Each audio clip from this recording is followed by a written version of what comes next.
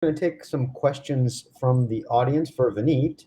Please use the chat feature on the right side of the screen to send your questions. And we've already got some questions that came in beforehand, Vaneet. So why don't I start with those?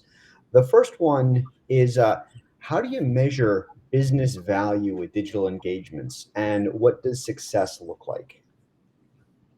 Yeah, that's a really great question. So business value has always been a really interesting yardstick to measure. Traditionally, product teams have always looked at scores like NPS and others, but really, I think it comes down to stickiness of your customer and how your customer is going to stay sticky with you as a financial institution, given that most medium to large financial institutions tend to support cross product these days. So I think that's one yardstick to use in terms of measuring business value. The second is just satisfaction, right? Does your customer come to you through modern channels, or are they still deferring to traditional channels because they don't trust some of the kind of more modern, sophisticated solutions? So, I for one, I really hate picking up the phone and listening to an IVR and waiting on a hotline. I'd much rather start a chat with a chat agent and be able to deal asynchronously with the problem I'm trying to solve. Because let's be frank, we all have a lot on our plates, so we want to really kind of maximize our time and our efforts. Absolutely. Another question that came in, how do you modernize your digital engagements with multiple clouds and multiple technology solutions? Oh, another great question. And as a recovering software engineer, uh, I